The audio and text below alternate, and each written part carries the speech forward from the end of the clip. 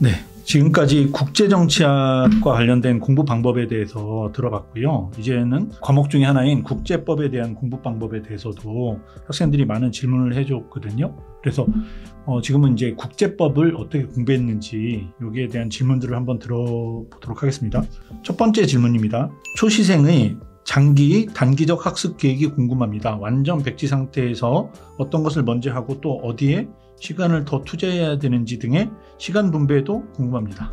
네. 그래서 비슷한 질문도 앞에 있었는데 국제법 같은 경우도 국제정치랑 뭐 큰 틀에서는 비슷해요. 이해하고 그다음에 그 문제 풀이를 하고 그다음에 답안의 완성도를 높이고. 그런데 이제 국제법 같은 경우는 이해에 훨씬 더 많은 노력이 필요하죠. 그리고 답안 문제를 푸는 데 노력이 필요하고 상대적으로 답안의 완성도는 완전 줄줄줄 글을 쓰는 게 아니기 때문에 조금은 떨어질 수 있어요. 그래서 국제법 같은 경우에도 가장 먼저 하셔야 되는 건 이론에 대한 이해입니다. 이 지금 법의 분야가 무엇을 말하고 있는지, 이 법이 어떤 상황에서 적용이 되는 건지 이런 전체적인 좀 흐름을 이해하시는 게 우선시 되어야 될 것 같습니다. 국제법도 국제법의 그 토대를 좀 충분히 이해한 상태에서 그거를 잘 구현해내고 내가 얼마나 잘 이해했는지를 보여줘야지 이제 그 출제하시고 채점하시는 선생님들이 거기에 이제 점수를 줄 수 있다는 얘기네요. 그럼 두 번째 질문입니다. 이것도 앞에 나왔던 질문과 유사해요. 3, 4개월 단기간에 최대의 효율을 끌어내려면 국제법을 어떻게 공부하는 게 좋을까요? 합격생 분이라면 이 기간에 어떻게 공부했는지 궁금합니다. 네.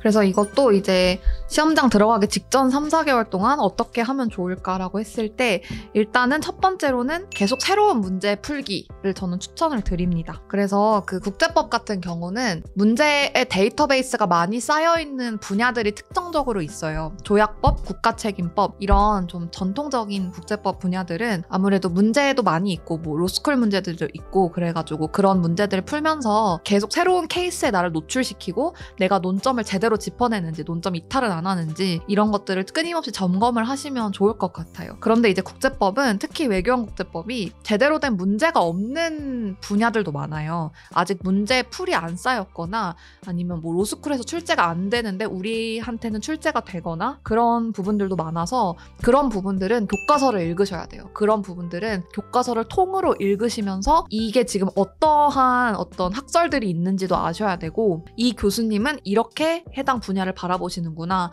저 교수님은 저렇게 바라보시는구나 이런 것이 스스로 이해가 되셔야 됩니다. 그래서 보통은 흔히들 뭐 환경법 이런 것들이 좀 연성법 같은 느낌도 있고 그래서 어렵다라고 생각을 많이 하는데 그만큼 교과서의 논리 구조를 철저하게 따라가시면 그렇게만 써내시면 됩니다. 그래서 제가 이번에 또 잘 본 과목 중에 하나가 통합논술 2도 제가 좀 잘 봤거든요. 거의 합평보다 제 기억으로 한 8, 9점이 높은데 그것도 저는 경제학을 잘 못 풀었어요. 근데도 점수가 높았던 게 국제법을 제가 다 썼어요. 국제법을 다 썼고 잘 썼을 거라고 생각을 해요. 왜냐하면 그 내용들을 제가 교과서 논리를 거의 똑같이 썼다고 자신할 수 있거든요. 그래서 그런 문제 풀이 많이 없는 부분들에서는 교과서를 좀 많이 읽으시는 게 도움이 많이 되는 것 같습니다. 그 지금 이야기를 들어보니까 국제법이 판례를 중심으로 해서 이제 사안이 정리된 부분에서도 출제가 되지만 맞아요. 충분히 이제 학술적인 주제들도 출제가 되기 때문에 학술적인 그러니까 논리적인 부분도 공부가 돼야 된다 이런 말씀이시네요. 그럼 세 번째 질문으로 들어가겠습니다. 조약 암기 시기 및 활용하신 어플이나 방법이 있으신지요? 네, 그래서 국제법 암기가 굉장히 많은 분들을 괴롭게 하는데 저는 보시다시피 그 수험 기간이 길지가 않아서 사실 수험 초반부 2순환까지는 제가 거의 모든 공부를 좀 경제학에 집중적으로 했었어요. 그래서 이때는 조약을 하나하나 암기하는 것까지는 못했고 그래서 우리가 흔히 생각하는 조약 암기, 그러니까 몇 조, 줄줄줄 이렇게 암기하는 건 저는 3순환부터 시작을 했습니다. 그치만 그렇다고 해서 암기를 아예 안 한 건 아니에요. 그러니까 순환 강의 시절에 요구되는 내용들은 또 문자 그대로 암기를 다 했습니다. 그래서 2순환 전까지는 이제 선생님이 모의고사 출제되는 범위를 알려주시거든요. 그러면 그 내용에 한정해서는 암기를 다 했죠. 그래서 2순환까지는 모의고사가 엄청 많지는 않기 때문에 거기까지는 암기로 커버를 했고 그 후에 나머지 한 조 한 조 외우는 거는 함순환 때 했고요. 방법은 저는 개인적으로 그 온라인을 활용한 공부 방법을 일절 사용하지 않았어요. 그래서 아이패드 같은 것도 하나도 안 썼고 노트북도 거의 안 썼고 오로지 손필기하고 좀 실강 듣고 그렇게 했거든요. 저를 어떤 유혹이 올 수 있는 환경에서 원천 차단을 했어요, 저는. 그래서 암기도 그 진짜 조약책 보면서 노트에 그냥 손으로 써가면서 암기를 했습니다. 지금 그 말씀하신 거에서 그 삼순환에서 이제 암기를 시작하셨다고 했는데 여기도 이제 이 시스템을 모르신 분들이 계시니까 삼순환이라고 하면 이제 1차가 3월 달에 시험이 있거든요. 그 1차 시험을 끝내고 이제 전적으로 2차 시험에만 집중해서 공부하는 기간. 그러니까 3월부터 6월까지 한 4달 기간 동안에 우리가 진행하는 과정이 있는데요. 그 과정들을 삼순환이라고 합니다. 그러니까 2차에만 전력을 다해서 집중할 때 그때 이제 암기하는 거죠. 그 많은 수험생들이 짧은 시간 안에 좀 효율적으로 암기하고 그리고 시험장에 가서 바로 써낼 수 있게 하기 위해서 보통 그 시간대에 집중적으로 암기를 많이 하죠. 그러면 이제 네 번째 질문은요. 효율적인 암기 방법, 이해나 암기하는 순서가 있을까요? 네. 그래서 저는 이해와 암기는 무조건 이해가 먼저 선행이 되어야 된다고 생각을 합니다. 왜냐하면 이해하지 않은 암기는 다 날아가요. 머릿속에서 다 날아가기 때문에 이해를 하고 암기를 하셔야 되는데 그렇다고 이해만 하고 암기를 안 하면 또 안 됩니다. 국제법은 어느 정도는 그 좀 고통스러운 그 암기만 하는 그 부분도 필요하거든요. 그래서 그 조약 같은 경우는 그 조약의 구조를 파악하는 데서 암기를 시작하시면 좋을 것 같아요. 예를 들어서 국가책임 초안을 외운다 하면은 국가책임 초안 바로 1조 이렇게 바로 외우면은 그 구조가 잘 안 보이는데 그 항상 특히 큰 조약들은 더 이렇게 큰 부분들이 있거든요.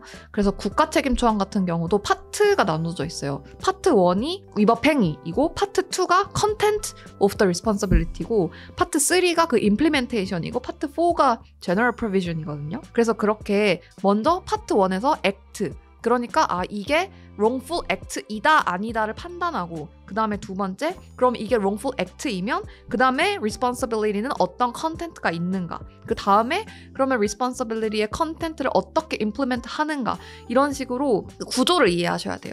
제가 의외로 놀랐던 게 단편적인 암기는 잘 되어 있는데 이 문제는 지금 implementation을 묻는 문제인데 컨텐츠 내용을 써놓고 이런 식의 잘못된 국제법 답안들을 제가 많이 봤거든요. 제 생각엔 그 이유가 좀 거시적인 이해가 좀 없어서 그런 것 같아요. 그래서 이해를 하실 때 조금 구조적으로 이해를 하시는 걸 추천드리고 그렇다고 해서 암기를 소홀히 하시면 안 된다. 이렇게 말씀을 드리겠습니다. 네, 지금 보니까 그 과목에서 논리구조, 그러니까 법학이 갖고 있는 논리구조를 순서대로 따라가면서 기억을 하고 있고 그중에 일부를 잘라서 질문을 받았을 때 거기에 답하고 일부를 또 다른 데서 가져오고 이런 형태로 이제 공부를 하셨기 때문에 응용하거나 아니면 새로운 형태의 문제에 잘 대처했다는 생각이 좀 드네요. 다섯 번째 질문으로 가겠습니다. 교과서를 어느 정도로 읽고 외워야 하나요? 모든 법조문을 다 외워야 하나요? 스터디를 추천하시나요? 네, 그래서 교과서 아까 말씀드렸지만 그 문제 풀이 많이 쌓여있는 부분들이 있어요. 그리고 이제 조약도 어느 정도 명확화되어 있고 주석서도 있고 이런 부분들은 사실 교과서 내용과 조약 내용과 주석서 내용이 다 똑같아요. 그래서 그 부분들은 이제 공부할 수 있는 자료들이 많기 때문에 무엇을 보시든 하나만 보셔도 충분히 꼼꼼히 이해하시면 괜찮고요. 그 다음에 이제 말씀드렸다시피 견해 충돌이 있는 내용들 그런 부분들이나 정리가 아직 학계에서도 제대로 안 된 내용들 학자별로 시선이 다른 내용들 이런 부분들은 좀 철저하게 교과서를 많이 읽고 그 논리 구조 자체를 이해하시는 게 좋습니다. 그래서 사실 어느 정도로 읽고 외워야 하냐면 저는 국제법 같은 경우는 끝까지 교과서를 봤어요. 그래서 국제법은 시험장에도 제가 그 두꺼운 교과서를 다 들고 갔거든요. 왜냐면 이제 교과서를 하도 익숙해지니까 저는 그게 빨리빨리 보는 게 가능했었고 어설프게 단권화를 하느니 계속 교과서의 문장을 보겠다라는 좀 주의가 있어서 그래서 국제법은 그런 좀 애매모호한 부분들, 의견 충돌이 있는 부분들은 교과서로 보시는 게 좋다고 생각을 합니다. 그러면 이제 6번째 질문으로 가겠습니다. 수험 시작 당시에 국제법 학습에서 가장 잘했다 아니면 이건 잘못했다라고 생각하는 선택이나 공부 방법이 있다면 어떤 게 있을까요? 네, 일단 가장 잘했다는 그래도 그 인고의 시간을 거쳐서 조약을 외웠던 것. 그래서 저는 그래도 수험생들이 다 외운다 하는 조약은 저는 그래도 다 외우고 들어갔거든요. 물론 많이 쓰진 못했지만 조약법, 국가책임법, VCDR, 해양법까지는 저는 그래도 주요 조문은 다 좀 술술술 쓸 수 있도록 외웠던 것 같아요. 그래서 그거는 후회하지 않는 부분이고, 좀 잘못되었다라고 생각하는 건 이것도 국제법도 제가 처음에 이제 1, 2순환을 들으면서 워낙에 양이 방대하니까 어떻게든 이것을 제가 손아귀로 잡아보려고 단권화 시도를 많이 했어요. 별의별 방법을 다 시도했지만 결국엔 그 단권화 시도가 모두 실패했고, 저는 시험장까지 교과서를 들고 갔는데, 그런데 교과서를 들고 가는 게 또 이렇게 막 잘못됐다라고 생각하지 않는 이유는 이 내용들이 내 머릿속에 있으면 되니까 그런 마음으로 갔고, 그래서 좀 이렇게 완벽주의적인 성격 때문에 단권화를 막 시도하려고 했던 것이 지금 돌이켜 생각해보면 좀 비현실적인 목표였던 것 같다라는 생각이 듭니다. 그 참 어려운 부분이에요. 그 단권화라는 게 잘 만들어서 가지고 있으면 심적인 안정도 되고 또 마지막에 정리할 때 이 부분을 좀 중요한 부분을 잘 정리하게 만들어주니까 좋은 학습 방법이긴 한데, 단권화가 목표가 돼버려가지고 그게 공부 방법이 아니고 목표가 돼서 그 왜 그렇게 하는지 아니면 그걸 통해서 내가 답안에 어떻게 연출하는지 이런 부분에 대한 결과를 잘 만들지 못 만들지를 모르는데 또 불구하고 좀 단권화라는 거에 너무 교리적으로 이제 빠지게 되면 그건 또 좀 공부하는 시간을 좀 많이 잡아먹는 그런 좀 이중적인 그런 존재인 것 같습니다. 그 단권화하는 게 좀 어려운 것 같아요.